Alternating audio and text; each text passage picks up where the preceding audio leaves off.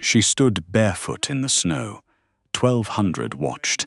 The AlphaKing spoke the words that would erase her name forever, and he never once looked at her. She did not cry. She did not beg. She had stopped believing anyone was listening. A kingdom of wolves. An ancient silver cage that judges every queen. A bond severed in the dark by a rival's blade. 3 clean cuts she felt for weeks before tonight. He carried her through that forest once, knelt in the snow like she was something he wasn't allowed to want. Now the cage opens. Upward, the stars rearrange. They reveal who really wielded the knife. Castles burn. Cavalry gathers at the wall. The court that locked her away watches her walk out on her own feet. They thought she'd weep. She brought a list of their names. I am not your Luna. I never was. The full moon over Ashenmoor that night did not shine. It exposed. Snow had been falling for 3 days. By the time the bells rang for judgment, the cypress trees in the garden looked carved out of soot. The silver lanterns swung in a wind that came from no direction at all. At the center of the cleared circle, lit from above as if by interrogation, hung the moon cage. 200 years old, bars thin as ribs. Bright as a drawn blade, it had judged 11 lunas in 2 centuries. None of them had walked out with her name. Tonight there would be a 12th. Her name was Seraphine Hale. 23, healer, village-born. Brought to court 6 months ago in a silver mantle that had not quite touched her shoulders before the whispering started. Daughter of an herbalist who had died of plain fever. Daughter of a father nobody had asked about. She stood barefoot in the snow, cream wool shift, dark hair loose, chains on her wrists that were too thin to mean restraint and too cold to mean mercy. The court called them ceremonial. Seraphine called them what they were, which was a costume. She was not shivering, she was not crying, she was not looking at the king. That last part was the one the nobles noticed first. The judgment garden held 1,200 witnesses that night, and most of them had come for the same reason. To see the village woman cry. There had been bets in the lower halls, a list of expected gestures. Whether she would beg, whether she would faint, whether she would, at the last moment, turn toward the throne and ask, in a voice the back rows would not be able to hear, for the kind of mercy a court like this had stopped extending 3 generations ago. She did none of those things. She stood as if she had walked herself there, which she had. The guards on either side of her had been instructed to keep their hands on her arms throughout the ceremony, but she had not given them anything to hold. Her wrists were in front of her. Her chin was level. Her bare feet had begun to go blue at the edges, and she had not so much as flexed a toe. The mooncage smelled, when it was about to be used, like rain on iron, like the inside of an old prayer that had been read out loud too many times to mean what it had once meant. The smell hit the front terrace first. The priestesses noticed. 2 of them, grey-veiled. Hands folded the way old women fold their hands when they have given up on a god, but have not given up on the appearance of giving the god a chance. They lowered their eyes a half-inch when the smell passed them. Nobody on the council noticed the half-inch. The cage noticed. The cage was very old and very awake and very interested in the woman who had not flinched yet. Above the garden, the sky was clear in the kind of way only a winter sky can be. No clouds, no softness. The stars looked like punctures. The moon hung low over the eastern wall, almost too low to be respectable, and the silver light it threw down onto the snow had a thickness to it. Like syrup, like something pouring instead of shining. A wolf in the back terraces shifted in its skin. A nobleman in the 3rd row reached for his wife's hand without looking. The wife let him have it without looking back. There is a thing that happens in a kingdom right before a ceremony goes wrong. 1,200 people, all of them used to ritual, all of them attuned to the shape of how ritual usually feels, will hold a held breath without realizing they are holding one. The garden was doing that now. Nobody knew why yet. The cage knew, the moon knew, and Seraphine Hale, in chains, in cream wool, with her feet turning blue and her chin level, and her gaze somewhere on the silver above her head, knew. She had counted on the cage, knowing. That was, in fact, the entire reason she had walked into the garden tonight, without using any of the small, private exits she had identified over the course of the last 2 months. She had counted on the moon. She had been counting on it since the 3rd night the weight in her chest had gone missing. There is one rule the court of Ashenmoor does not write down, because writing it down would require admitting it exists. The rule is this: whatever the moon cage tells you, in private, before the ceremony begins, you do not say out loud. Whatever the smell warns you about, you ignore. Whatever your own wolf is whispering, you keep behind your teeth. The cage will judge in public. Your job is to be present. Your job is to clap when the verdict comes. Have you ever stood in a room full of powerful men, all of them knowing the truth, and watched every single one of them choose to say nothing instead? That is where this story starts, not in the cage, not on the throne, not in the bloodwood forest where Kalen Thorne's wolf had once knelt at her feet and surprised both of them. It starts in the silence that came after. The silence everybody had agreed to. The silence Aldrich had practiced.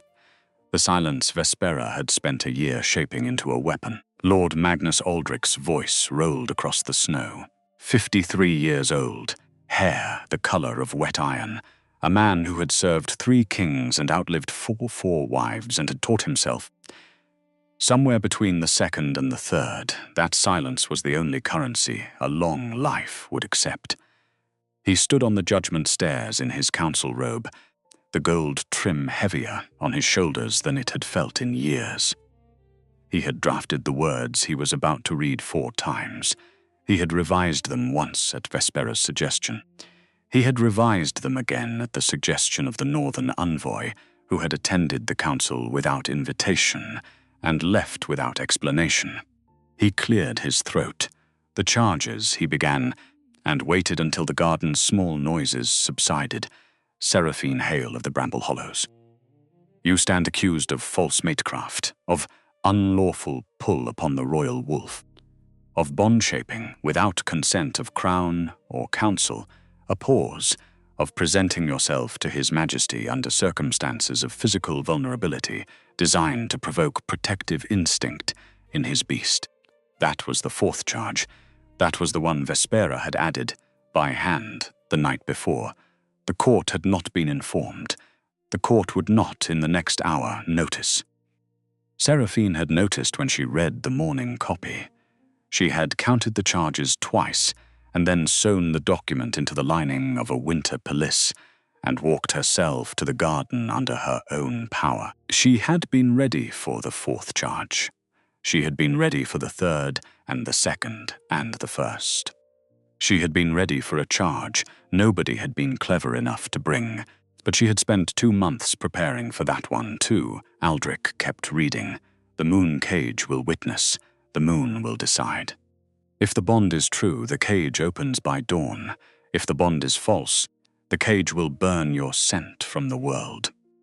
You will be unclaimed, unremembered, ruined before the pack. He did not look at her while he said the last sentence. He could not. Seraphine did not look at him either. She was counting a small habit, practiced in the lower wing, alone, in the dark, in the weeks after the council had moved her downstairs. She had begun counting the things in her room as a way of staying in her own body. Drawer handles, wax stains, cracks in the floorboards. Tonight in the garden, the habit had come with her. She started at the gate and worked her way inward. 1,200 witnesses on the terraces.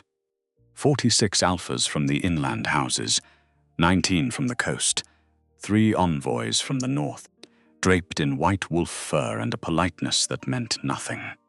2 priestesses of the old moon, grey-veiled, hands folded, eyes too bright for the cold, and 1 woman beside the king. That was where the count stopped. That was where the count had always been going to stop. Lady Vespera crown. Tears were for women who still believed someone was listening. Seraphine had stopped believing in early autumn. She had started taking notes in late. Vespera was mid-20s. Pale gold hair braided with silver thread. White fur cloak that fell exactly 2 inches longer than fashion allowed. Because fashion was for women who had not won yet. She stood at Caelan Thorne's elbow, but not touching him. Touching would have been crude. Standing at his elbow was a sentence the whole court was already reading. Vespera looked sorrowful. Vespera looked merciful. Vespera looked like a woman who had spent 6 months perfecting the face she would wear tonight. She had not always looked like that. Seraphine remembered the first version. 3 years ago, before any of the prophecy nonsense, Vespera had been the kind of court woman who flickered between rooms, with the small, bright energy of someone who had not yet decided which of her gifts was going to be the one she used to climb. Her voice had been higher then. She had laughed at things. She had once, at a coronation dinner, taken Seraphine's hand in the corridor outside the kitchens and said, very quietly, that the lower wing was warmer if you opened the wrong window first and let the south draft come up through the herb garden. Seraphine had taken the advice. It had been good advice. She had not, at the time, known that the same woman would, 2 years later, draft the 4th charge that was now being read against her in front of 1,200 witnesses. Vespera kept her gaze on the snow at the foot of the judgment stairs, not on Seraphine, not on Aldrich, not on the king. The angle was exact. It said, I am too sad to look. It said, I cannot bear what is being done. It said, also without saying, I have nothing to do with this. 3 out of 3 were lies. Seraphine kept her own gaze on the cage. She did not give Vespera the eye contact Vespera was waiting for. The eye contact would have been a kind of acknowledgement. The eye contact would have suggested that there was something between the two of them worth carrying into the silver. There was not anymore. The acknowledgement Seraphine was preparing to deliver tonight would not be done with her eyes. Aldrich, on the stairs, could feel the moment shifting under him. He had read the charges in the same voice he had used to open the inland tax revisions in the autumn session. He had thought, going in, that the voice would carry him through. The voice did not carry him through. The voice was, in fact, betraying him a little. He could feel it in the small tightness behind his back molars. A man who has lied for 30 years can usually feel his own face giving up before anybody else notices it. He looked very briefly at Vespera. Vespera did not look back. He looked at the cage. The cage was breathing. Not really. Not literally. The bars were not moving, but there is a way silver looks under a full winter moon when it has decided to do something. A faint, slow shifting in the surface, like the way still water looks before a stone hits it. The cage was looking at Seraphine Hale. The cage was, for the first time in 52 years, considering its options. Aldrich folded the parchment shut. He stepped back. He gestured to the king. His Majesty Caelan Thorne, AlphaKing of Ashenmoor, will speak the rejection. A small intake of breath from the second terrace. The rejection had been expected. It had been, in fact, the entire point. But there had been some hope, in some quarters, that the king would refuse to speak it and force the cage to render its verdict without his voice on it. The hope had been a thin one. The hope had been mostly held by the priestesses, who were tired of watching kings make their wives into Evans. Caelan stepped forward. The crowd did not realize, in the moment, that they had been holding 2 separate breaths, one for him, one for her. They were about to find out that the breaths did not match. Caelan Thorne, 29, black armor, no cloak, the silver crown cutting a hard line through his dark hair, his mother's eyes, his father's jaw, his own silence. 6'2" of a man who had once carried Seraphine through a snow-drifted forest with a half-dead pup pressed to his chest and looked down at her once, only once, like he had found something he had not been allowed to want. He did not look at her now. That was a choice. The whole court watched him make it. The hour is set, his voice cut. Let the moon decide what the council could not. He had not even said her name. A small, cold something moved through Seraphine's ribs. Not surprise. She had spent 2 months getting ready for this exact moment. But preparation, she had discovered, did not insulate against precision. A blade you saw coming still cut. She filed the cut away. She would need it later. He took 1 step down from the judgment stairs. Then another. The 3rd step put him on the same level as the carved stone circle. He stopped there, because stepping any further forward would have meant he was approaching her, and approaching her was not the role the ceremony had given him. The role the ceremony had given him was to stand at a respectful distance and speak a sentence the council had drafted. He spoke it. Seraphine Hale, before this court and beneath this moon, I reject your claim upon my wolf. If the moon finds truth in you, let it answer. If not, let Ashenmoor be freed of this false bond. He said it without looking at her. That part was his. Nobody had drafted that part. A small sound moved through the crowd. Not a gasp, a kind of tightening, as if 800 wolves had decided, simultaneously and silently, to remember this moment for later use. Seraphine looked at him. She let him not look back. She did not lift her chin in defiance. She did not lower her head in defeat.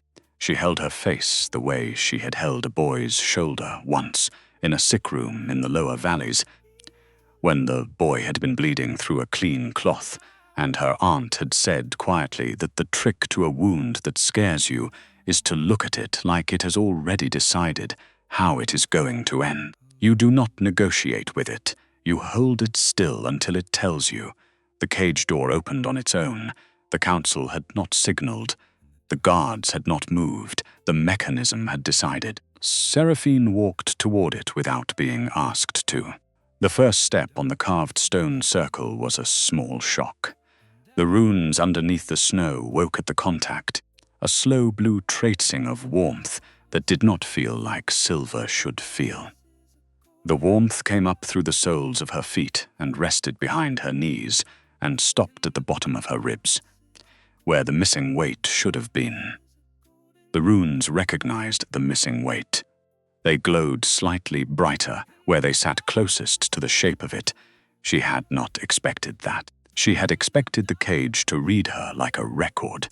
She had not expected the cage to recognize her like a relative. She filed that away too. The second step took her past the threshold. The third put her at the center of the circle. She turned, faced outward, lifted her chin 1 small degree, and waited for the door to close behind her. The door closed. The garden held its breath. 200 years of silence reorganized itself around her. Aldrich on the stairs set the parchment down on a small writing table beside the judgment podium. He had finished his part. He could have walked off the stairs. The ceremony did not require him to stay. He stayed anyway.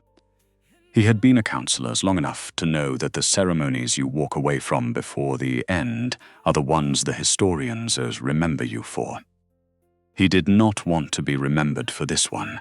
Kalen had not moved. He was still on the 3rd step, hand at his side, crown catching the silver. Face the face of a man who had said a sentence and had not, until the sentence finished crossing the snow, fully understood what the sentence was.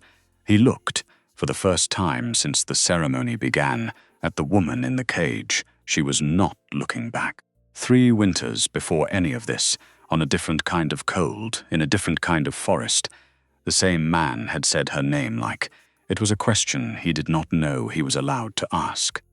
The bloodwood forest sits on the southern edge of Ashenmoor. They call it that because the bark, when wet, bleeds, a trick of mineral and old fungus. But the villagers like the story better, so the story is what stays. Seraphine was 20 at the time. She had walked the forest since she could walk at all. That morning she had taken a basket and a knife and a sleeping draught for a boy in the next valley whose hip would not set right. She never made it to the boy. She found a wolf pup first, brown fur too thin for the season, throat foaming with something black. Border poison. The traders used it on the inland packs in raid seasons because the kingdom had not bothered that year to send guards. Seraphine had seen it kill 2 dogs and a 6-year-old child the previous spring. She knew what it looked like. She knew what it took to pull it out. She knelt in the snow. She did not see the second wolf. The second wolf was the size of a small horse. The second wolf was watching her. When she finally noticed, she did not stand. She did not run.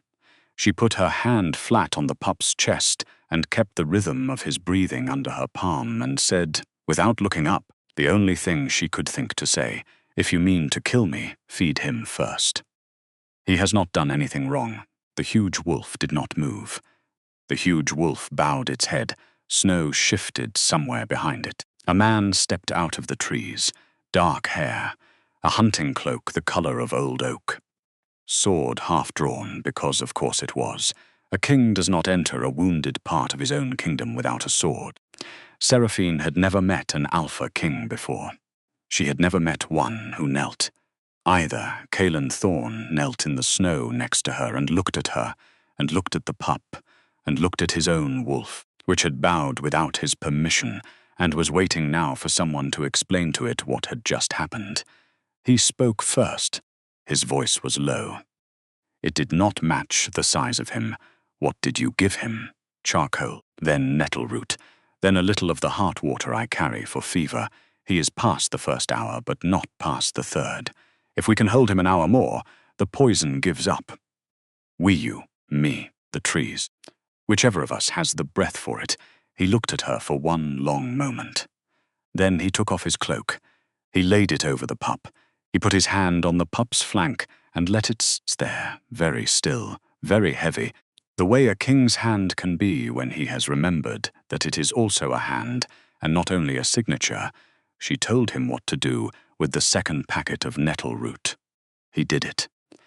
2 hours later, he carried her back through the forest, with her ribs split open by the same teeth that had taken the pup. She had stepped between him and the trap she had not been quick enough to see. He held her like he was afraid of breaking her and afraid of letting go. She could not tell which fear was older. He said her name once. Like he was testing whether it was allowed, he'd said it twice. Like he had already decided it was. By the time they reached the village, his wolf had not stopped watching her. By the time she could stand again, the kingdom had a new word. Lunar. That had been 3 winters ago. A lot can be cut in 3 winters. Some of the cutting is done by enemies. Some of it is done by men who used to mean every word they said and have learned. In the meantime, how cheap a kept word can be in a court that pays better for the broken kind. The bloodwood forest had not forgotten her, though. The forest does not forget. Trees, in this part of the world, are older than most of the laws the council writes about them. When the constellation above the Judgment Garden eventually opens, hours from now, the bobok of the bloodwood will, 3 valleys south, weep slightly at every joint where the trunk meets a branch. Nobody in the garden will know. The forest will not need anybody to know. The forest will know. Lady Vespera Crown came back to court in late autumn of the year that should have been Seraphine's coronation. She had been gone almost a year. Family business in the north, the official story said. Personal grief, the unofficial. Her brother had died on the inland border. The court had pitied her for 6 months and forgotten her for the rest. Which is what courts do to grief that does not pay. She returned thinner, quieter, more beautiful, and she brought a scroll. She brought it in front of the council. Not the king. Not at first. The council. Aldrich had been chairing the session on inland tax revisions. Vespera had walked in without an appointment and laid the scroll on the table in the middle of his sentence. She did not speak. She did not have to. The scroll was bound in dark cord. sealed with the mark of the High Moon Temple of the North, which had not signed anything addressed to Ashenmoor in 19 years. Aldrich had not wanted to open it. Aldrich had opened it. The prophecy was short, 22 lines. The 7th line was the one that ended his evening. The king's true mate will bend the moon and break the crown. A long silence.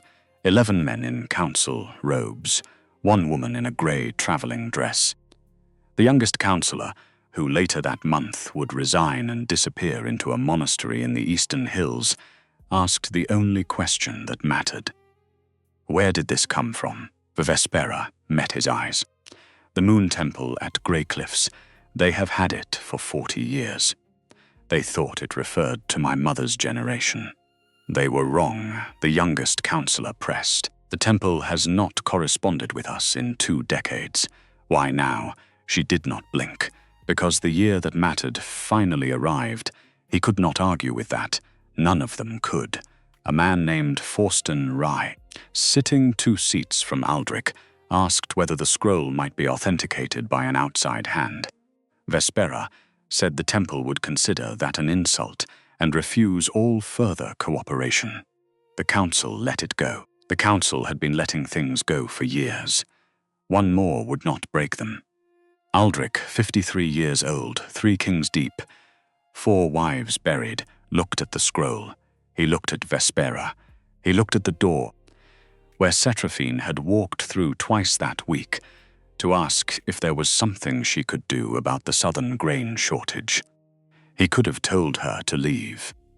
He could have burned the scroll. He could have done a great many things. What he did was nothing.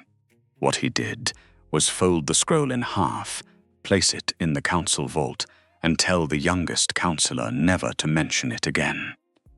The youngest councillor mentioned it within the week. By the time the first snow fell, every alpha in the inland houses had heard a version of it. By the time the second snow fell, the version had teeth. A few of the older alphas began to send polite letters to the council, inquiring after the king's intentions. The letters were not asking about the wedding. The letters were asking about the wolf. Was the wolf still answering? Was the wolf still obedient to the crown? Was the wolf perhaps being drawn in directions the throne might want to clarify? Aldrich responded to each letter with the polite formality of a man who has been a councillor for 30 years and knows exactly how much paper a fear like this can absorb. He did not lie to them, exactly. He did not tell them the truth either. He told them the council was attentive to the matter and would communicate further when the season's business had eased. The season's business never eased. Vespera, in the meantime, spent the winter in 3 rooms. The first was the upper corridor library, where she read the council records of every lunar trial conducted in the last 2 centuries. The second was the small chapel under the eastern wing, where she met with one of the council priestesses who had been disinvited from the old Moon Temple a decade earlier and was looking for a reason to feel useful again. The third was the room Vespera did not name in any letter and did not log in any visitor record, the room with the basin, the room with the blade. She had been preparing for the prophecy for considerably longer than the prophecy had existed. That was the thing the court would not understand until much later. The prophecy was not the cause. The prophecy was the cover. The scroll was a thing she had needed to manufacture for the same reason a thief manufactures a key. Not to open a door that had been locked, to open a door that had not yet been built. The door she wanted to open was the one out of Caelan Thorne's chest. The door he had built 3 winters earlier, around a healer he had carried home through snow.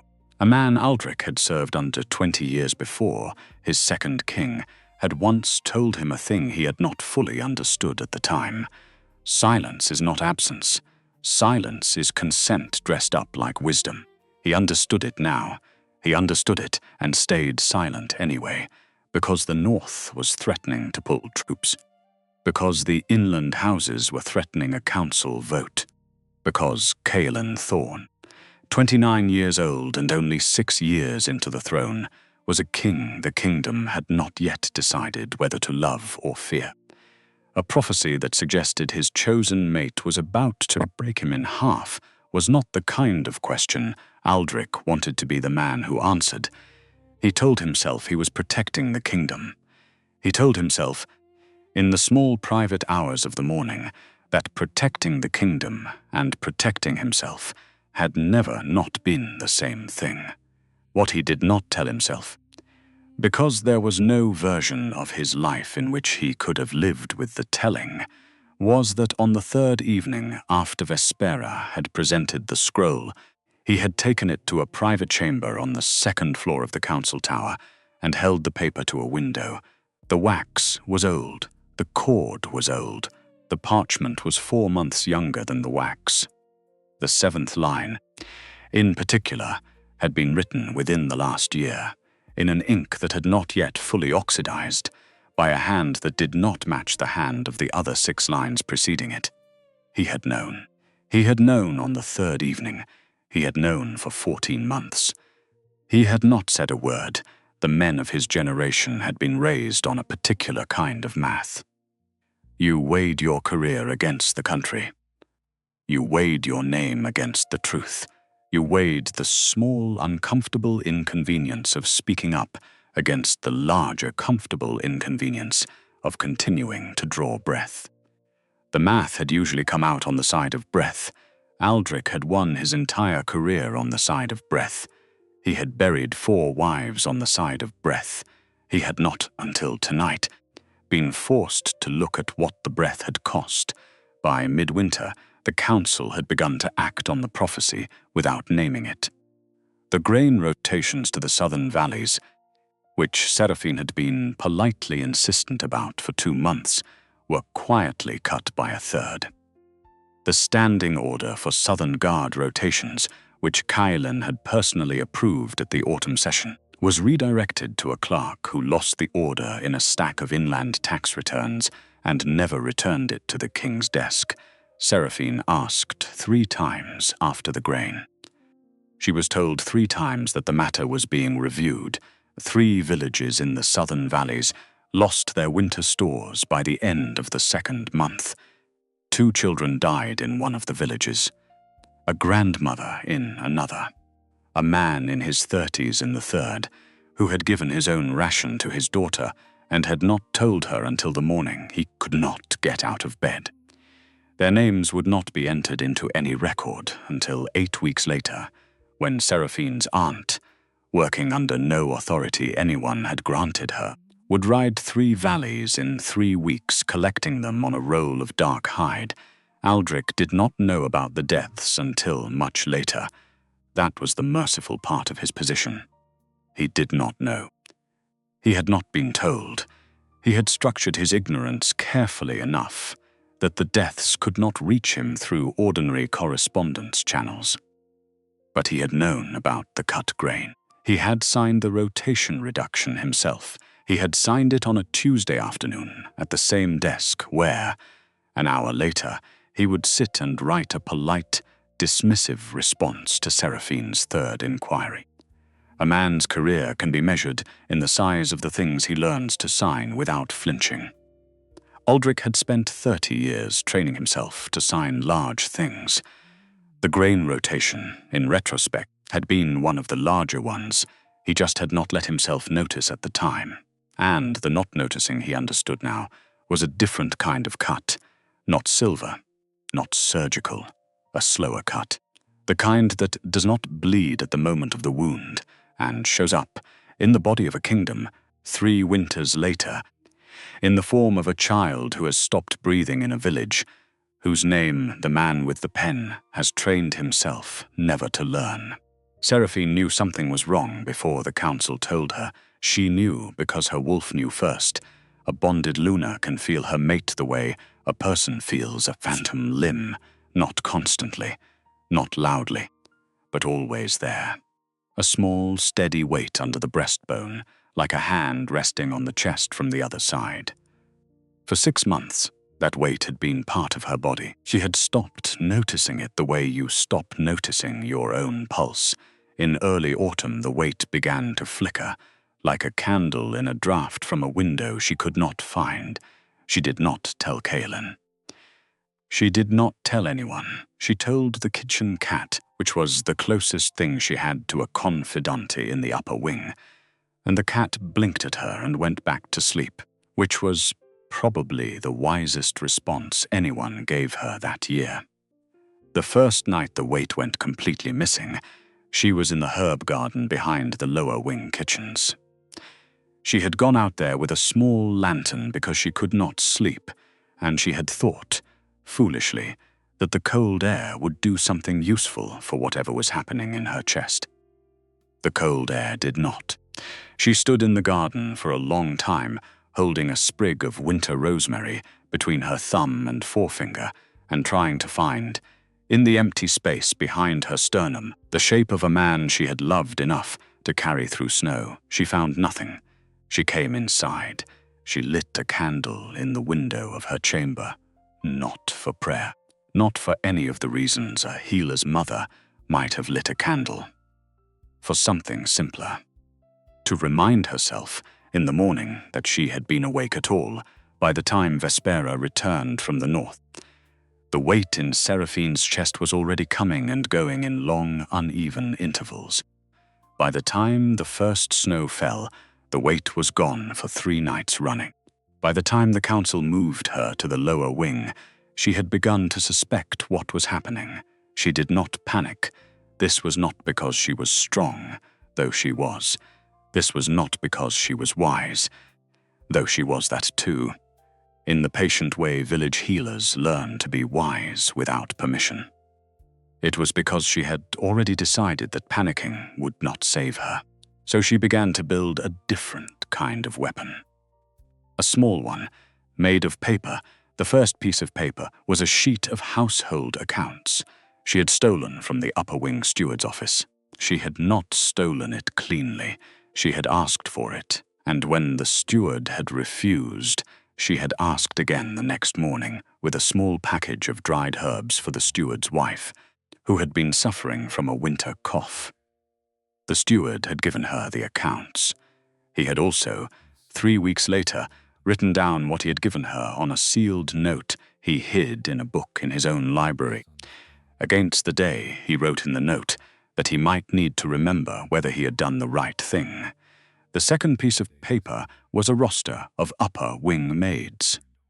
She had not stolen this one. She had befriended one of the maids and asked. The maid had brought it to her in pieces over 4 nights. The third piece of paper was a corridor map of the eastern stairwell with the night watch rotations marked in faint pencil. This one had come from a guard named Eldon Marsh, who had been growing slowly more uncomfortable over the course of 6 months, watching things happen in his sector he had not been instructed to log. By the end of autumn, Seraphine had a small, private archive of papers in a tin box under the loose floorboard beside her bed in the lower wing.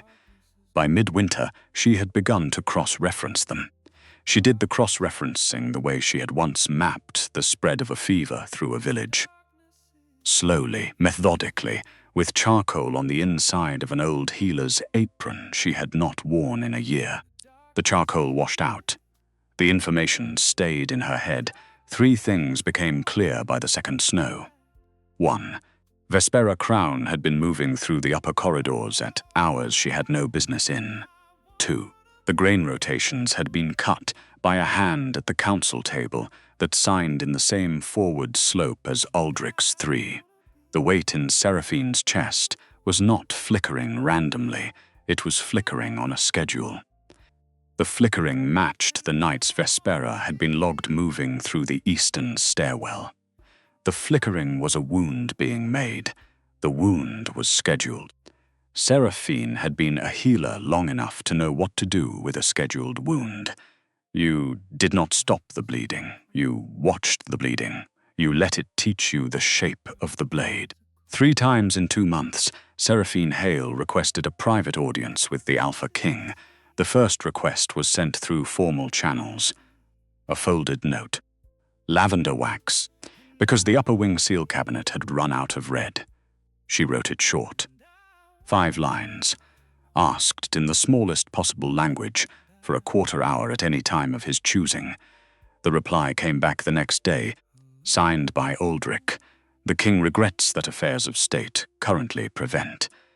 He will, of course, send for the lady when the season's business has eased. Seraphine put the note in her dresser drawer and added it to her count, the second request she sent through a maid. A girl named Beris, with red knuckles and a quiet face. Beris had been one of the few servants who had not begun, slowly, to look at Seraphine like she was a ghost wearing borrowed shoes. The girl took the message, delivered it, returned 3 hours later with her eyes lowered. His Majesty asks the lady to be patient, Beris repeated. He hopes to see her at the winter session. The winter session was a court event. 200 witnesses, minimum. Seraphine thanked Beris, tipped her with a silver pin from a sewing box, made a note of the date and the messenger. The third request she made in person. This was reckless. She knew it was reckless. She walked herself up to the upper hall on a Tuesday afternoon and waited outside the king's study like a petitioner. The guards did not know what to do with her. She was technically still lunar in title, but in practice she had not been allowed past the second corridor in 6 weeks. And there she was, hands folded, eyes forward. Refusing to leave, Kalen came out eventually. He came out flanked by 2 counselors. He looked at her the way a man looks at a memory he has been told isn't real. She said his name. Quiet. Once he said, "The king will see the lady at the winter session. Not Kalen, not me. The king," as if he were already someone else in the third person. She nodded. She walked away. She did not look back. The counselors looked back, though. One of them, weeks later, would testify that Seraphine Hale had not been crying when she turned and left. That this had unnerved him more than tears would have. He had not been able to explain why. Seraphine could have explained it for him. She did not. She had stopped explaining things to men whose understanding was not anymore the question she was trying to solve. She had begun, instead, to write every night. In the lower wing, after the candle had burned itself down to its second stub, she pulled out a small leather-covered notebook and added a page. Sometimes she added 2. The pages were not journals. They were inventories, names, dates, movements, phrases overheard. The notebook was small enough to fit in the seam of her shift. It was, in some ways, the more important of the 2 weapons she was building, because the paper archive was evidence. The notebook was strategy. By the time the council formally summoned her for the winter session, the notebook had 104 pages. Each page was full. The handwriting was small, neat, and unsentimental. It was the handwriting of a woman who had stopped expecting to be saved, and had begun to figure out what saving looked like when it was a job nobody else was offering to do. On the morning of the trial, she burned the notebook. She did it in the small grate in her chamber, watched it curl into ash, and pushed the ash into a clay dish she had been keeping for this exact moment. She set the dish on the windowsill. She closed the window. Anybody who came looking for the evidence after would find ash. Anybody who came looking for the strategy would find nothing at all. Because the strategy was no longer on paper. The strategy was in her head, in the seam of her shift, and in the small roll of dark hide that contained the only documents she still needed for the next 2 hours of her life. She had not wept once during the write of the notebook. She did not weep when she burned it. She had been training for 104 pages to deliver tonight without flinching. And in a small house 3 valleys west of the capital, on the same morning, her aunt was packing a winter coat she did not own into a saddlebag and writing, on a scrap of brown paper, the address of a court page named Bevan Asher, who at 16 had once been given a wool muffler by a woman whose name he had not yet learned how to honor. The moon cage works by smell. This is not commonly known outside the council records. Most of the kingdom believes it works by light, by silver, by some old moon priestess working. The truth is older and stranger.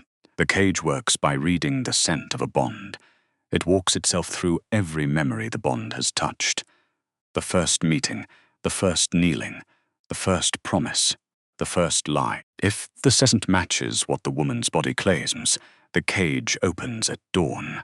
If it does not, the cage burns the scent from her body and from the body of her mate, and from the memory of the pack, a clean erasure, a holy mercy. That was the law. That was the rule. Tonight, the cage hit a thing it had not been built to read. It searched her. She felt it as a slow weight, the silver pouring through her hair and her skin and her breath. She felt it find the bloodwood forest, the pup, the kneeling. The first night, Kaelan called her Luna in a hallway when he thought nobody was listening. The first morning he looked at her at breakfast, like he was not sure why his face was doing what it was doing. She felt the cage find all of it. She felt the cage reach for the bond itself, and she felt the cage stop. Because there was nothing there, there was a space where the bond should have been. A clean-cut absence, as if someone had walked into a room with a knife and cut a square out of a tapestry and put the tapestry back and then arranged the furniture so you could only see the square if you knew where to look. The cage looked. The cage saw the cut. The cage did not know what to do. A wolf somewhere in the back row whimpered. Aldrich looked up sharply, because he was a man who had spent 30 years on a council, and he knew when a ceremony was deviating. And ceremonies that deviate are ceremonies that have started telling the truth. He looked at the cage. The cage was not burning her. The cage was hesitating. Aldrich had served the council through 11 moon cage judgments. He had never seen one hesitate. He had seen them confirm. He had seen them condemn. Once, only once, in the reign of Kaelan's grandfather, he had seen one declare a Luna's death and refuse to specify the cause. That had been the year of the falling snow, when no one had wanted to ask questions. Tonight was not the year of the falling snow. Tonight, the cage was hesitating because it had been asked a question its makers had not built it to answer. The question was simple. What does the cage do when the bond is real but not present? The answer, it turned out, was to begin to come apart. The first bar moved at the second hour past moonrise. It did not break. It did not bend inward towards Seraphine, the way the bars had bent over Luna's before her. It bent outward, up, toward the moon, as if it had been a flower all along, and the cage had only been waiting for the right woman to make it bloom. The crowd inhaled. The second bar lifted. Then the third, the cage was opening, but not the way it was supposed to. It was opening upward. The bars unfolded like silver branches and reached toward the sky, and where each one stopped, a star ignited between it and the next, until the cage above Seraphine Hale was no longer a cage at all. It was a small constellation, a living silver map drawn against the winter night. And at the center of the map, sitting now on the carved stone circle, with her feet folded under her and her hands resting flat on her knees, was the body of a healer who had not been condemned and had not been saved, but had been recognized. Aldrich stood. He did not mean to. He just stood. Vespera, on the judgment steps, went completely still. Kaelan Thorne saw it before any of them. He saw the constellation. He saw at the very center of it a thin line of silver light running from Seraphine's heart across the snow toward his own chest, where it stopped abruptly, broken in 3 places, the cuts so clean they could only have been made by a blade. He took 1 step down the stairs. He took a second. The constellation pulsed, and then, above the garden, the stars began to rearrange themselves into a picture, not a metaphor. A picture. The first thing the picture showed was a chamber. Small, stone walls, a moonlit basin set on a low table, A blade laid beside the basin, curved like a crescent, the silver bright enough to throw its own light into the room. A woman stood at the basin. Her back was to the constellation's viewing angle at first, so the court could only see pale gold hair braided with silver thread, and a pair of careful hands working slowly at the surface of the dark water. A man was sleeping nearby. Not on the table, on a low couch against the far wall. His face was younger than Kaelin looked tonight. The crown on the side table was less worn. The chamber, by the angle of the lamps and the cut of the bed linens, was the king's private antechamber in the upper wing. The woman lifted the blade. The woman placed the blade's edge against the surface of the basin water, and the water surrendered a thin thread of golden light, the way it might have surrendered a piece of fabric caught at its surface. The thread ran from the basin to the sleeping man's chest. Anyone in the garden who had been a mated wolf ever recognized the thread immediately. It was a bond. It was a bond rising up out of dream water in the form of light. The woman cut the thread. She did not flinch. She did not pause. She used the blade like a tailor using shears on a piece of expensive cloth she had already decided was too long. The thread, severed, dissolved into the dark water.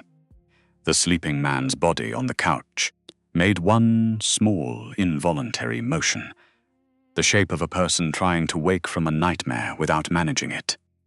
He did not wake. The woman turned to clean the blade on a small cloth she had brought for that purpose. The picture turned with her, the way a constellation turns when the night moves. Her face came into the light. The garden could not have been more silent if it had been carved. Pale gold hair, braided with silver thread, Vespera crown. She was younger in the picture. Perhaps a year, perhaps less. The lines around her mouth had not yet settled into the steady soft sorrow she wore tonight. Her eyes were brighter. The cruelty was less rehearsed. 800 wolves in the judgment garden turned, in absolute silence, to look at her. She did not turn back. She stood on the judgment steps in white fur and silver thread, and refused, with the small, disciplined effort of a woman who had spent a year preparing for the moment of being seen, to give the constellation the courtesy of meeting its gaze. That was a tactical error. The constellation did not require her cooperation. It showed the second cut. This one was set in a different room, the lower wing wash chamber, by the look of the tile. 2 months later, by the cut of Vespera's sleeve. The basin was the same. The blade was the same. The thread came out of the water more reluctantly this time, as if it had begun, by the second cut, to know what was about to happen. Vespera cut it anyway. The thread dissolved. The man on the couch was no longer in the picture.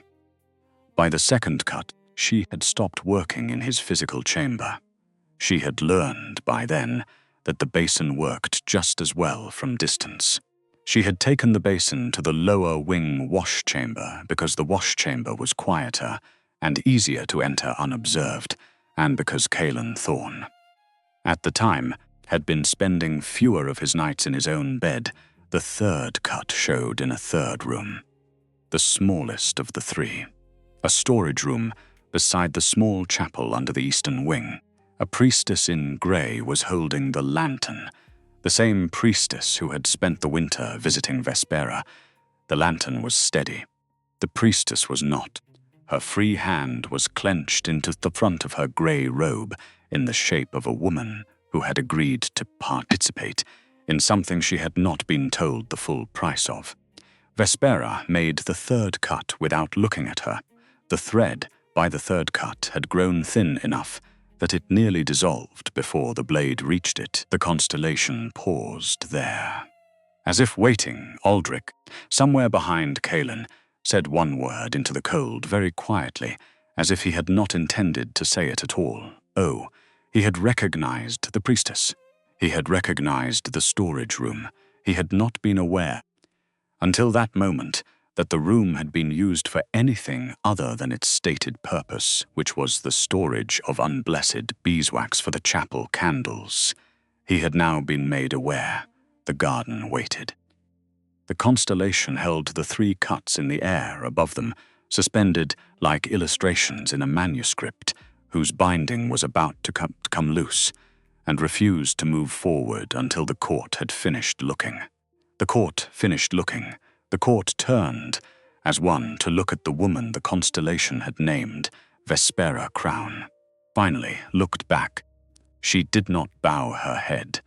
She did not raise her hands. She did the only thing a woman who had spent a year preparing for this moment could do, which was to stop pretending she had not been preparing for it. Her shoulders changed. The fur cloak shifted. The face she had been wearing all evening, the merciful one, the sorrowful one, the one rehearsed in the mirror of her dressing chamber, slid off her like a damp dress in a warm room. What was underneath was not, surprisingly, a monster. What was underneath was a woman of 26 who had been calculating for so long that the calculation had become her resting expression. She did not move. She did not speak. She would let Seraphine make the first move. Because the first move could still be a misstep, Seraphine made the first move. It was not the move Vespera had been waiting for. Seraphine stood up, inside the constellation circle, with her feet folded under her and her hands resting on her knees a moment ago, and now standing, ankle-deep in moonlit snow, with the silver branches of the former cage arching upward around her like a small grove. She had not been unconscious. She had not even been close to unconscious. The cage had assumed unconsciousness because that was what the cage was used to.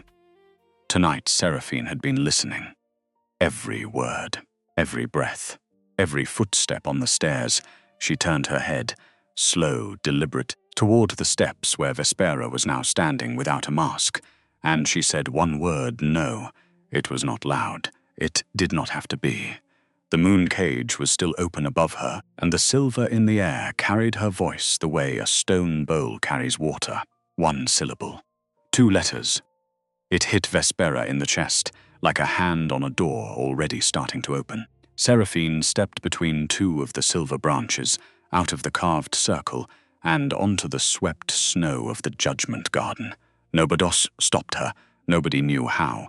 The cage was not a cage anymore. The law was not a law anymore. The cream wool shift had a seam down the left side. Anybody could see it. Nobody had looked at it, because nobody looked at the seams of a woman about to be sentenced. She reached into the seam. She pulled out a small roll of dark hide. The garden did not know what it was looking at. The garden was learning. What nobody in that courtyard understood was this. Seraphine had felt the bond being cut every single night for weeks. The flickers, the absences, the slow, deliberate erasure of a thing that had been part of her body since the first kneeling in the bloodwood. She had walked into that cage on purpose. Because the cage was the one room in the kingdom where the moon could see what the council could not, and she had spent 2 months building the evidence she would need once it could. She held the small roll between her fingers.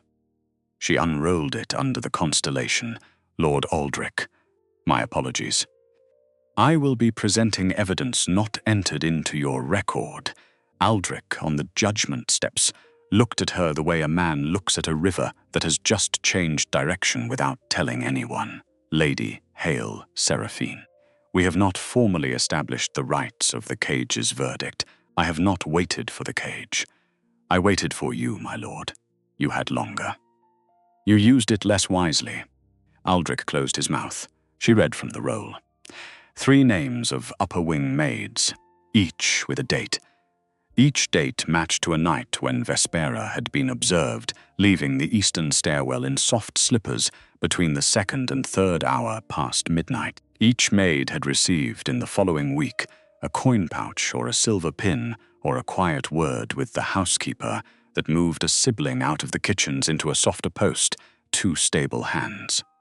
1 groom. The groom had been promoted to head groom on a day that did not coincide with any vacancy. A list of dates Vespera had passed through the upper hall after the night seal. 6 in total. Each crossed against the steward's roster of guard rotations. Each rotation lined up with a man who, on the morning after, had requested a transfer to a quieter post and received it within the same week. And one document, folded twice, sealed with a thumbprint in red wax. The thumbprint belonged to a guard named Eldon Marsh. The handwriting underneath was the one she had not let any council clerk read before tonight. Aldrich watched her unroll it. His face did several small things at once. He recognized the thumbprint. He recognized the handwriting underneath. He recognized, with a slowness that aged him by another year, that he had not been the one running the case for some time. He had been running the visible half. Somebody else had been running the half he had not been allowed to see. That somebody was standing in the snow in cream wool, with the moon behind her, and she was not done. Vespera did not panic. This was the thing the court had to admit about her. Later, even the ones who would eventually vote to put her in the prison cells under the Western Tower. She did not panic. She had spent a year in the north preparing to come back, and most of that year had been preparing the speech she would give in exactly this situation. She had not expected the constellation. She had not expected the scroll. She had expected, at some point, a confrontation. So she had a speech. She walked down 2 steps from the judgment platform, Lady Hale. Whatever this is, whatever you have collected, I think the court will want to hear from me what was done and why. Seraphine did not respond. That was a strategy. Vespera took it as an opening. She raised her voice into the constellation light. I have not denied that the bond was cut. I did cut it. I will not stand here and lie to the moon that has already told the truth. A small noise from the terraces. Several alphas straightened. The candor was, by itself, dangerous. A confession in a courtroom usually does the work of an apology. The court began, without meaning to lean toward her. I cut it because the kingdom was bleeding, Vespera continued, because the inland houses were preparing to vote against the king's seat, because the north was preparing to withdraw the cavalry treaty, because every man on this council, including the man who drafted the charges tonight, was telling me privately that he did not know how much longer Caelan Thorne could rule with a village healer at his side. She looked at Aldrich. Aldrich did not look back. I am not the only person in this garden who decided that Seraphine Hale was a problem the crown could not survive. I am only the one who solved it. She turned to Seraphine. Her face did not soften exactly. It rearranged itself into something almost like sorrow. You were never going to be Luna. The houses would not have knelt to you. You were going to be killed within 2 years of coronation by people who had nothing to do with me. I made the cut clean. I made it survivable. You walked into that cage tonight because I gave you the cage to walk into. Without me, you would have walked into a knife.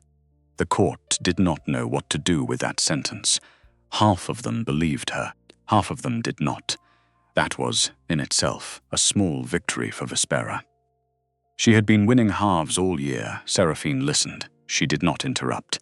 She let Vespera finish. When Vespera was done, the constellation had not flared. It had not condemned the speech. It had not marked it as false. This was important, because Vespera's speech had not been false. The houses had threatened the king. The north had threatened to withdraw. Aldrich had said, in private rooms, things about Seraphine that would have shamed his second wife to hear. The speech was true. The speech was also a confession. Seraphine spoke for the first time since the cage opened, Lady Crown. You have told the court 3 things. 1, the bond was cut. 2, you cut it. 3, you cut it for reasons that were politically defensible. She paused. You have not told them why you replaced it. Vespera went still. She had not, in the year of preparing her speech, prepared for that particular question. She had expected accusations. She had expected indignation. She had expected to be called a witch, a traitor, a poisoner of bonds. all of which she had been ready to absorb because she had practiced absorbing each of them in front of a mirror. She had not expected a healer with a list. The list was on the carved stone behind Seraphine now, partially read but not yet finished. The list said something Vespera had hoped would not need to be said publicly. The list said that the cut was not the whole crime. The list said that what had been done with the cut afterward was where the real architecture of the conspiracy lived. Replaced. The word sat in the cold air between them. A few of the older alphas, the ones who had attended Mooncage judgments before, recognized the word's meaning before Vespera had decided whether to acknowledge it.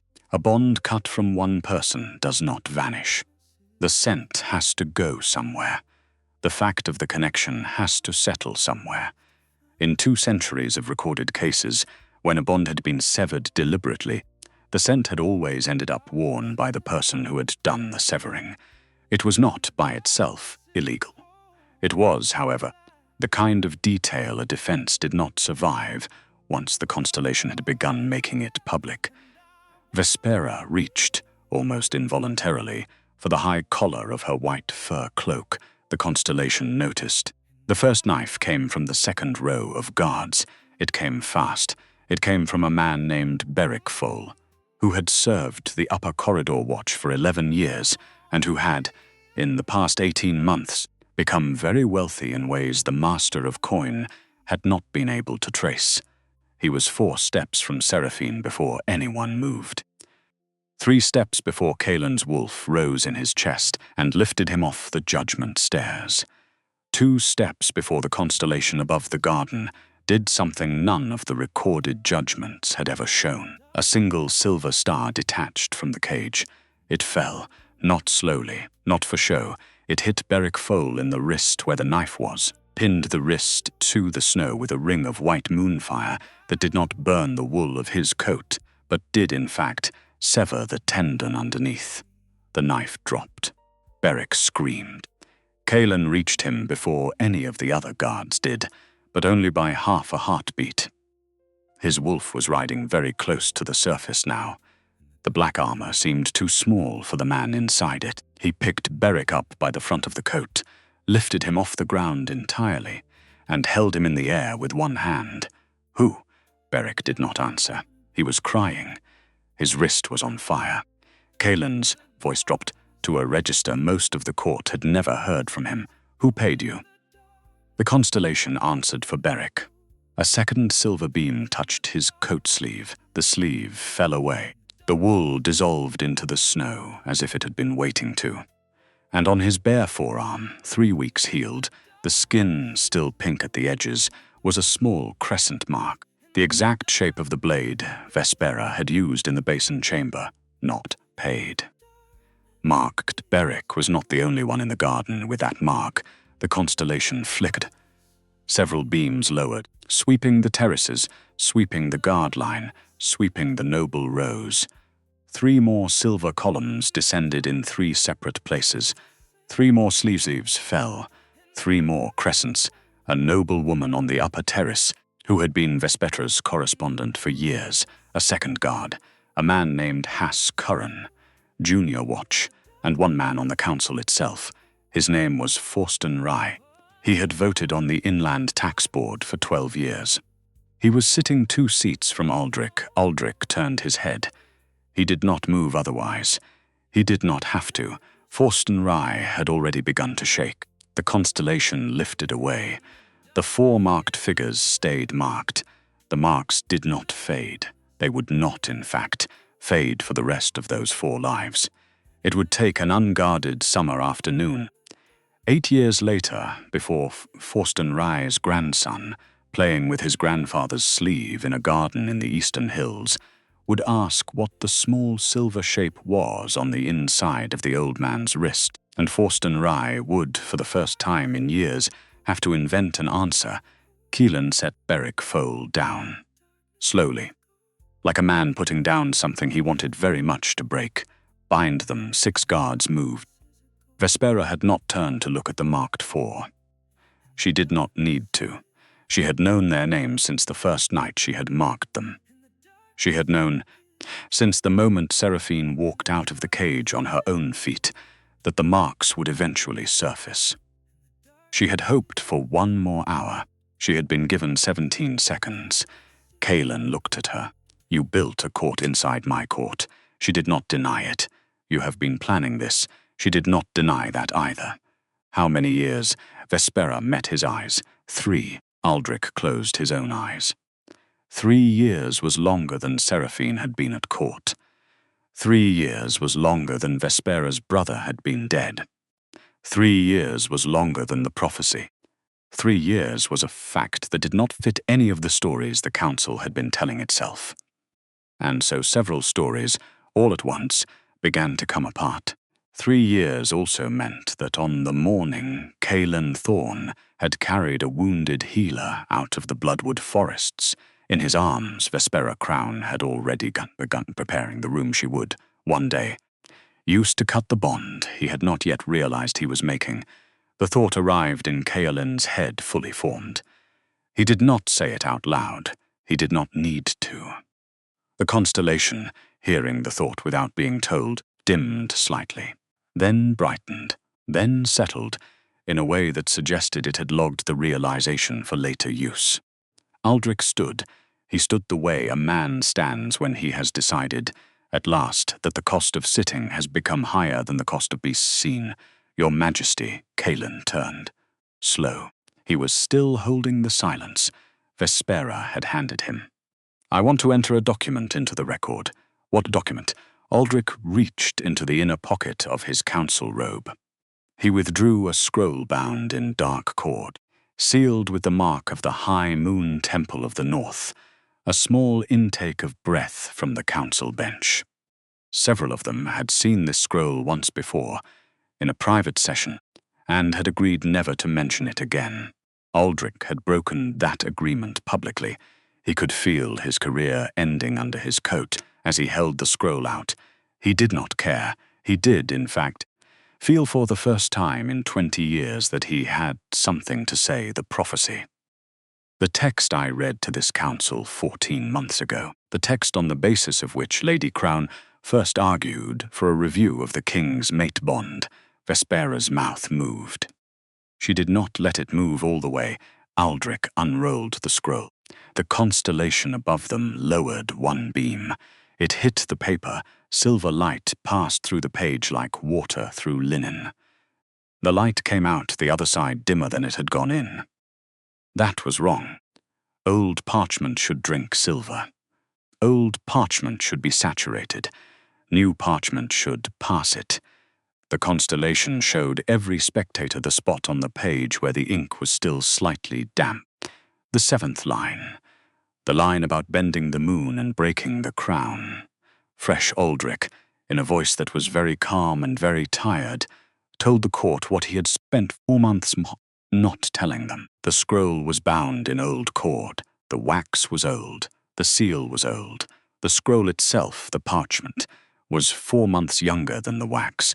The 7th line, in particular, had been written within the last year by a different hand from the other lines. He had known this in the 2nd session. He had not said anything. He had spent 14 months not saying anything. He looked at Vespera. He looked at the council bench.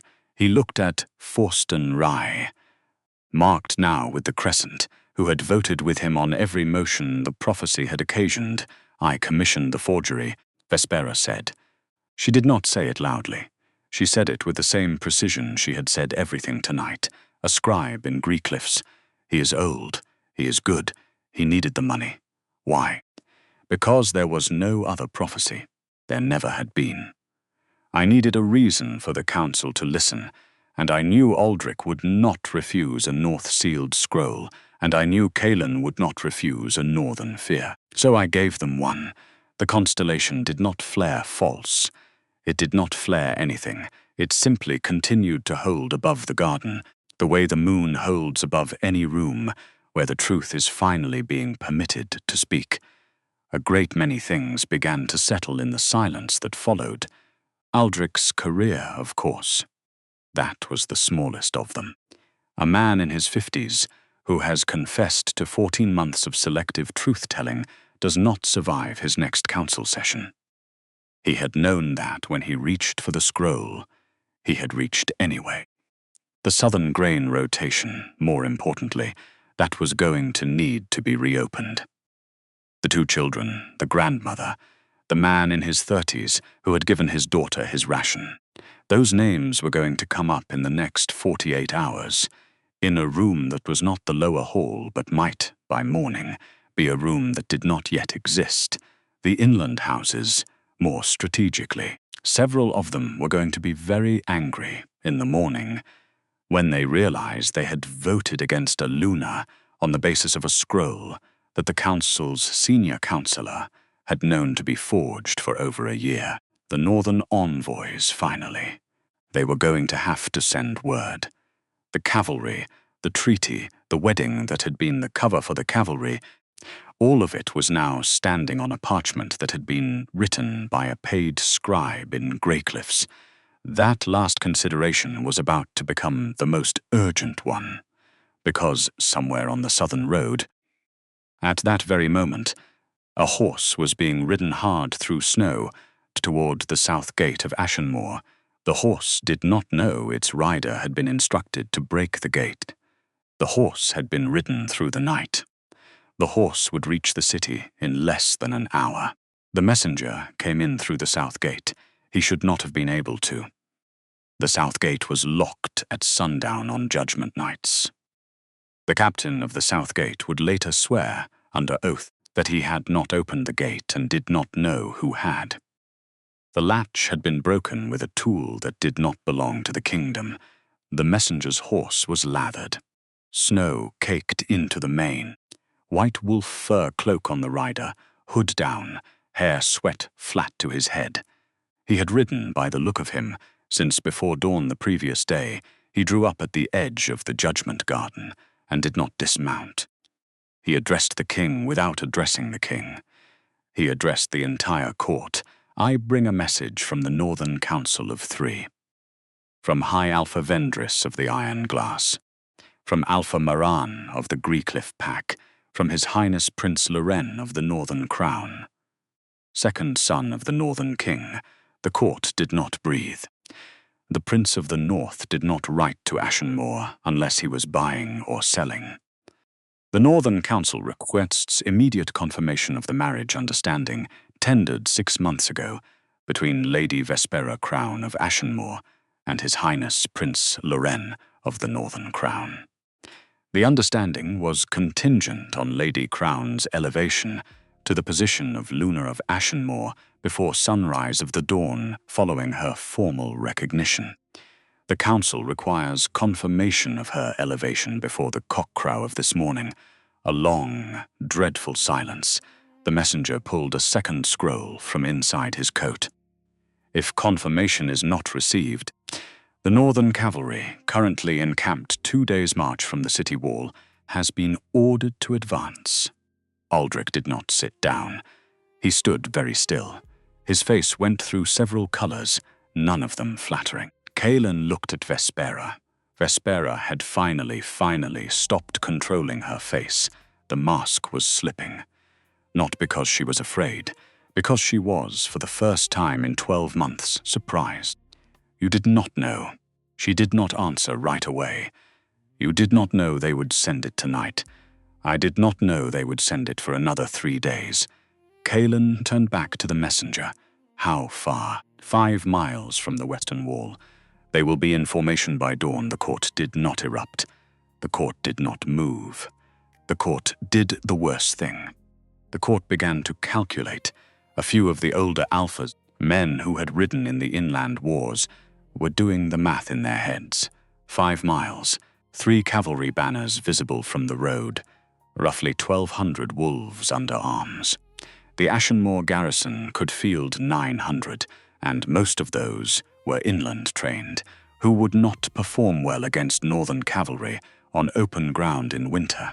It was not, strictly speaking, an unwinnable battle. It was an unwinnable battle if the city's wolves were also fighting each other. Which, after tonight, they would be. Vespera spoke into the silence. Quiet now, almost gentle. The deal was conditional. If the elevation does not occur, the cavalry advances. If the elevation occurs, the cavalry withdraws. The deal does not care which woman is Luna. It cares that the woman is me. You sold the kingdom. I bought it for you. You were going to lose it. You did not see the inland houses. I saw the inland houses. I went to the north because nobody else would have gone, and I came back with a treaty that none of you would have been brave enough to sign. The price was a wedding. The wedding was the cheapest part. The cheapest part for you. Yes, the constellation, very faintly, dimmed. Seraphine had not spoken during the messenger's address. She had not, in fact, moved.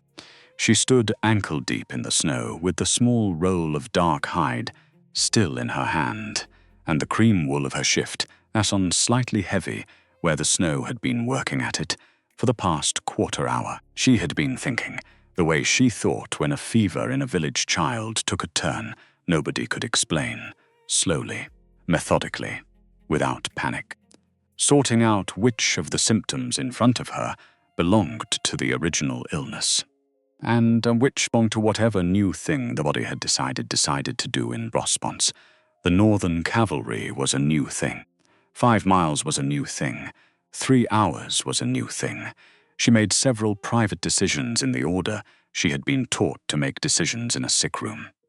First, identify what was already finished. Second, identify what could still be saved. Third, identify what would have to be set down because trying to carry it any further would cost more than it was worth. She finished the inventory before the messenger had reached the second clause of his second scroll. She knew by the time he stopped speaking what she was going to do. She just had not yet been given the room to do it. The room arrived, 3 breaths later, in the form of something the constellation had not yet shown. She had been watching the stone beneath her bare feet for some time. The runes there had not gone back to sleep when she stepped out of the circle. They had stayed alight, faint blue, patient, burning at the small, steady rate of an oil lamp turned down for the long hours of a sick-room watch. Since the messenger had spoken, the runes had begun to change. Letters were appearing on the stone. Letters Seraphine could read. She did not know why she could read them. She did not know what they said until she read them. The constellation, very gently, lowered itself toward her. The stars rearranged again. Not a basin this time, not a vision of Vespera, a face. An older woman's face, dark hair, grey at the temples, a small scar through one eyebrow. Eyes that Seraphine had seen exactly twice in her life, and both times in a portrait on a wall in her aunt's house. Hale Seraphine made a small sound. Not a cry. A recognition. The garden saw the face. The garden did not yet know whose it was. The runes on the stone finished forming a sentence. I made this cage to shelter you, not to judge you. Read what they wrote on top of what I wrote. Then walk out. Seraphine read it. Read it again. Sat down on the carved stone circle because her knees had decided they could not, just yet, hold the new weight. Aldrich, who had not moved since the messenger spoke, did move now. He stepped down from the judgment stairs, crossed the snow, stopped at a respectful distance. Lady Hale. I am all right, Lord Aldrich. What does it say? It says that the woman who made this cage was my great-great-grandmother. It says she made it to shelter Lunas like me from courts like yours. It says somebody else, later, rewrote the inscription on the inside of the cage to make it sound like a judgment device. Aldrich blinked twice. Hale had been a midwife in the inland country. She had not died a Luna. She had died unbonded. The official record said she had built a cage to test bond fidelity. Seraphine on the stone now, with the runes underneath her glowing faintly through the soles of her feet, could read the actual record. It had not been a test. It had been a refuge. The moon cage had been built 2 centuries ago by a woman who had watched 2 of her sisters murdered by their own husbands' courts for the crime of being inconvenient mates. Lyanna had built the cage as a place a mate could enter that no court could close. It was supposed to lift, not enclose, to shelter, not condemn. Some king, 50 years later, had changed the rules and the rune over the door. The cage had not, in 2 centuries, been able to do what it had been built for. Until tonight, Seraphine had not been condemned. The cage had been waiting 200 years for someone of Lyanna's blood to walk back inside and remind it. Her aunt had not told her. Her mother had not told her either. There were reasons. There were good reasons. Her aunt would explain them later. But the basic shape of them was that the Hale women had spent 200 years quietly, deliberately, sending the children of each generation as far from court as possible, with no name and no story and no understanding of what it would mean if any one of them ever, by some impossibility, ended up back inside the silver. Seraphine had ended up back inside the silver. The silver had remembered. That was the part the council had not built a law for. Vespera, by the steps, said one word.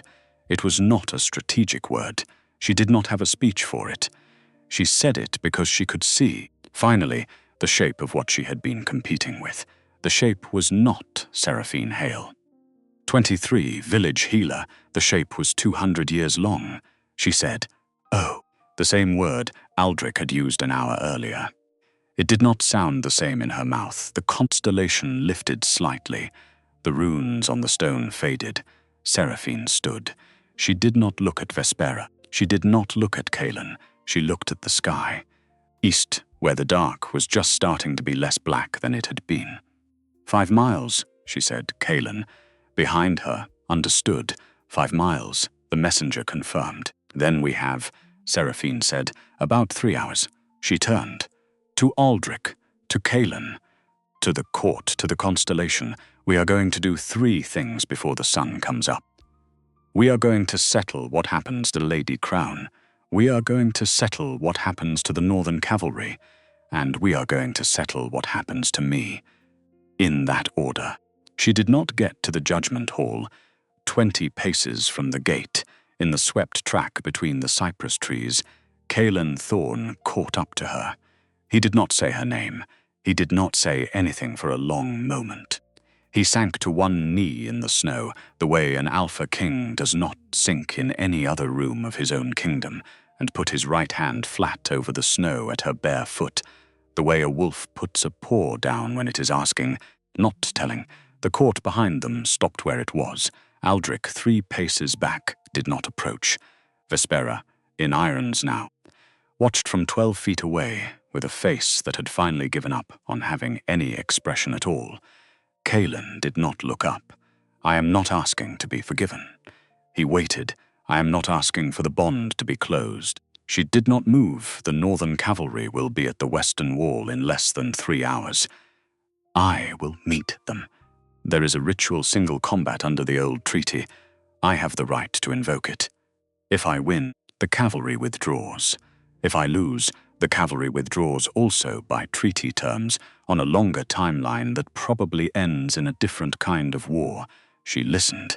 I am asking, very specifically, for permission. For what? To meet them as Kaelin Thorne.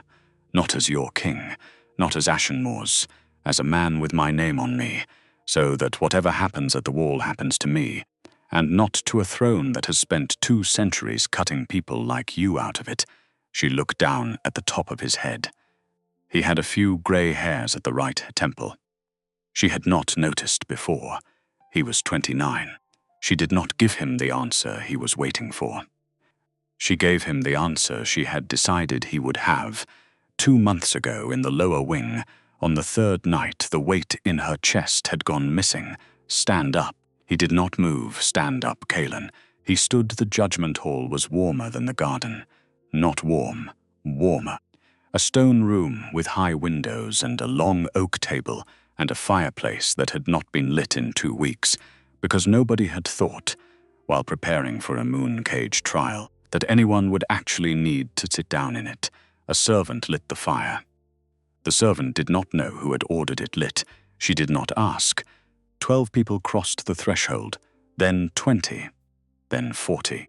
By the time the doors closed, the hall held the king, the council, 4 prisoners in chains, 3 priestesses, the northern messenger, the herbalist aunt, who had not yet introduced herself to anyone, and Seraphine Hale, the constellation, came inside through the high windows. It did that on its own. Nobody had asked it to. She did not go to the throne dais. She went to the long oak table. She put her hand flat on the table, palm down, and looked at the room. There was supposed to be a wedding tonight. A different woman. A different name in the records. We are not having that wedding. The cage has settled some things. I am about to settle some others. She looked at Aldrich, Lord Aldrich. There is a clause in the 2nd chapter of the Lunar Code regarding emergency successions. It allows the council to elevate a Lunar in extraordinary circumstances on shortened notice. It also allows a Lunar to refuse elevation on the same notice, by formal declaration before the council, the king, and 1 priestess of the old moon. I am invoking the refusal clause. Aldrich did not blink. Lady Hale's Seraphine. The clause is rarely invoked. It is being invoked tonight. Aldrich exhaled slowly. He nodded. She turned to Kaelin. I am not your Lunar. Not tonight. Possibly not ever. The cage that you locked me into is not going to be the room that crowns me. I will not stand on a dais that the same hands set up for a different woman, in a hall that you walked me out of 3 months ago, in a kingdom that watched you reject me at a ceremony I had begged for a private hearing about 3 times. Kaelin did not interrupt. He had stopped interrupting an hour ago. I am, however, taking something, because there is no room in this hall for what the cage has called me, and there is no role in your council for what the records have just shown me I am, and there is a kingdom outside this hall that needs, in the next 3 hours, some city to speak for the people the court has been forgetting. She lifted her hand off the table. I am taking the role of Moonkeeper of Ashenmoor. The room did not understand the word. The word did not yet exist. She had made it on the way to the hall. She defined it for them. Moonkeeper, not Lunar, not Queen, not titled below the king, not titled above him, not answerable to the council, not removable by the council. A separate office, older than the throne, the way Lyanna Hale was older than the throne. It was Aldrich who saw it first. He had been writing on a tablet he had pulled from his pocket, which was angled toward the wall, which was at the right angle to catch the lamplight, which meant he was the only person in the room whose eyes were already adjusted to the small, bright reflections in the corners. He saw the small, bright reflection at Vespera's left wrist. His pen stopped. She was wearing irons.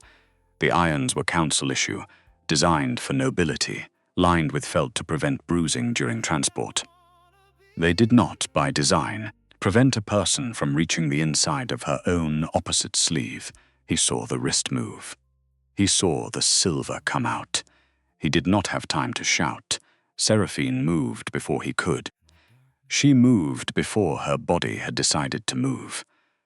The part of her that had been listening to the room for an hour was the part that registered the small bright reflection in Vespera's hand, and she crossed the 8 feet of stone between them at a speed her ribs had not given anyone permission for, and her fingers closed over the silver crescent blade just as it was rising toward Vespera's own throat. Vespera did not let go. For one strange moment, they stood there, both of them, hands on the same blade. The constellation light coming through the high windows lay across both their wrists at the same angle. Vespera's eyes were very bright. Let me have it. No. Let me have it, please. You are going to put me in a public room with 3 southern valleys. You are going to put me in front of children whose mothers I starved. I know. I cannot do it. You can. You will. I will not survive it. You will. The surviving is the point. Vespera's hand was shaking. The crescent blade had been hers for 2 years. It was, in its way, the only thing she had been honest about. You don't understand what you are doing. I do, dith the easy door, you walk through the hard one. You will live. and you will speak every name you erased." Vespera's fingers very slowly loosened.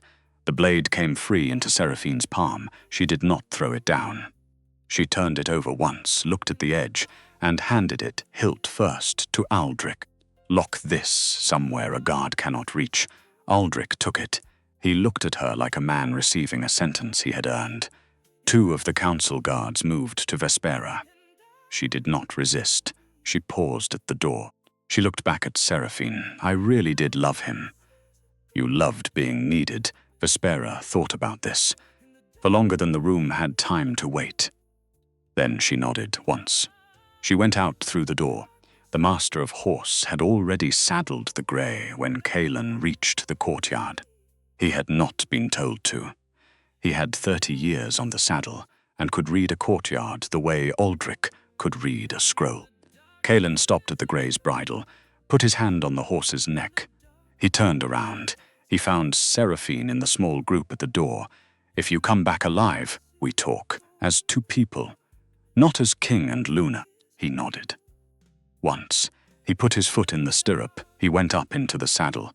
The master of horse held the bridle until the horse had her head, then let go. Kaelan rode out of the courtyard. The court watched the gate close behind him. The combat at the western gate was, by every measure the older alphas at the front had ever used, the cleanest single combat in inland memory. Prince Loren of the Northern Crown was 26, tall, light-haired, trained at the Greycliff Academy, which had a reputation for producing wolves who killed cleanly and quickly because the academy did not have time for the other kind. He arrived at the appointed ground on a black horse with a white star, dismounted, removed his cloak, and walked out onto the field with the small ceremonial steps the treaty required. Kaelan did the same. The ground was a quarter-mile of flat snow between 2 stands of pine. The cavalry watched from one side. The Ashenmoor garrison watched from the other. They circled twice. They struck 3 times. On the 4th strike, Kaelan's sword took the prince's left shoulder. Not deep, enough to declare the touch under treaty. The prince stepped back. He held up his offhand to confirm. Kaelan did not press. A combat under the old treaty is over at first true blood. It is over also if either man chooses to end it. Kaelan lowered his sword. "I have a Luna who has named herself something else. I have a kingdom that has spent a winter cutting up the bond she walked in with. I have a court that has paid for 2 years of your sister's planning." Loren did not answer.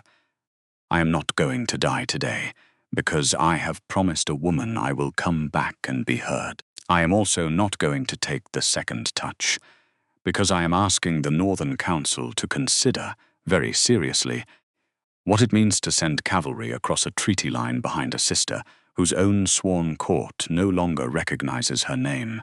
Loren wiped his shoulder. He looked at his sword. He looked at Kaelan. He sheathed. He turned his back. He walked toward the cavalry line. He raised one hand. The cavalry stood down. It was not, strictly speaking, a victory. It was the absence of a war. He did not come back to the throne. He came back to the lower city. He gave the grey to a boy at the western gate, paid him double the going rate to walk her home, and went on foot down the cobbled street that ran past the bakery and the wool merchants and the small chapel where 2 priestesses of the old moon had, 3 hours earlier, taken up positions at the lower hall door. He had blood on his coat, not much, enough. He did not change. He found her in the market, not the inquiry hall, the market. She had walked out into the open square between the lower hall and the fish stalls because a girl in a brown shawl had asked her quietly to come look at her brother's shoulder. Seraphine was kneeling in the dirt of the square, with her cream wool shift gone grey at the hem from the snow, the chains long since removed from her wrists. She was sewing the boy's shoulder. Careful, slow. With small stitches the boy would not feel for long. Kaelan stopped at the edge of the square. He did not approach. He stood there in his bloody coat with his sword still on his back and watched her finish the last stitch. The boy thanked her. He ran off. Seraphine wiped her hands. She stood. She turned. She saw him. She walked over at her own pace. She stopped 1 arm's length away. You came back. I came back, the cavalry, withdrawn, the prince, alive. She nodded once. I will be in the lower hall the rest of the day. Probably the next 2 days as well. I will be there if you'd like. You may sit at the back. You may not speak. If you have something to say, you may write it down and put it on the table at the end of the room with the other written submissions. He nodded. She turned to go back into the hall. She paused. Without looking at him, the third cut, the one you made, in the bond, the public one. I know it is still open. I know that too. I am not going to close it tonight. I might close it. I might not. I am not promising anything other than the talking. When we get there, he said the only sentence he had practiced on the ride back. I will earn the talking. She walked back into the lower hall, and the door closed behind her, and Caelan Thorne stood in the snow of his own lower city and waited. Because he had been told he could. The morning after Vespera Crown was sentenced to 20 years of public inquiry, Lord Magnus Aldrich sat in his study and wrote a letter to his son. He had not written to his son in 11 years. His son was a barrister 3 days' ride east, 31 years old. At 18, he had told his father that silence was not the same as integrity, and Aldrich had not had an answer. The letter was short. I stayed silent for 30 years. I thought silence was wisdom. It wasn't. It was just easier. I am writing because I have finally watched a young woman walk out of a room I had helped lock her into, and I want my last decade to be different from my first 5. He signed it. He gave it to a courier. He did not know if his son would write back. He sent the letter anyway. That is the first thing this story is asking. How many letters have you been not writing because you would rather not know whether the person on the other end has stopped waiting? In a drawer in the upper wing, 3 days after the Northern cavalry withdrew, Seraphine found a ring, thin, silver, plain. Her mother had given it to her on her 16th birthday and had said only that it had belonged to a woman who built things. Seraphine had worn it for 8 years, through the bloodwood forest, under the constellation when the cage opened upward and recognized her. She had not known. The ring had known. That is the second thing. What were you handed by the people who loved you that you never thought to look at long enough to find the keys hidden inside it? 2 weeks into the inquiry, Vespera asked to speak to Seraphine alone. Seraphine came down to the cell at sunset. I am not going to ask you to forgive me. Good. I am going to ask you a different question. Ask, do you hate me? Seraphine considered the question. She did not answer fast. No, not anymore. I will not carry you any further than tonight. That is not forgiveness. That is me deciding what I will carry into the rest of my life. You don't fit. I am putting you down. She closed the door. She did not come back. That is the third thing. Have you confused forgiveness with continuing to carry someone? They are not the same. One is a release. The other is a sentence you keep serving. For somebody who already walked out of the room, Caelan Thorne came to the lower city every day for 43 days. He sat at the back of the lower hall. He wrote 1 note per day and placed it on the table at the end of the room. The notes were not love letters. They were not apologies. They were observations. A name, a grain shipment rerouted. A council member asked to step down. He did not ask if she had read them. He just kept writing. On the 44th day, they sat on a bench against the wall of the bakery. 1 person at each end. They did not touch. They did not bridge the gap. Caelan Thorne, for the first time in his reign, learned what it was to wait for an answer he had not been allowed to demand. That is the 4th thing. How many of us have been waiting for an apology that arrived as a sentence, when what we actually needed was an apology that arrived, every morning, for as long as it took, in the shape of a man sitting at the back of a room, learning how to be quiet? How many times in your own life have you watched the convenient story win against the inconvenient truth, and chose silence because the silence was warmer? How many seraphines have been locked in invisible cages around you, simply because their existence made somebody else's crown shake? How many of them walked out, eventually, on their own feet, with a ring in their pocket they did not know was a key? The story of Ashenmoor is not a wedding story. It does not end at an altar. It does not end with a coronation. It ends with a healer sewing the shoulder of a poor boy in a market square and a king on a bench 15 feet away, learning patience for the first time in his life. If you have ever been the man who waited too long to say something, or the man who finally said it, even when it cost him the room, tell us in the comments below. Your story might be the one that gives somebody else permission to walk out of their own cage. Every truth told is a thread the moon remembers.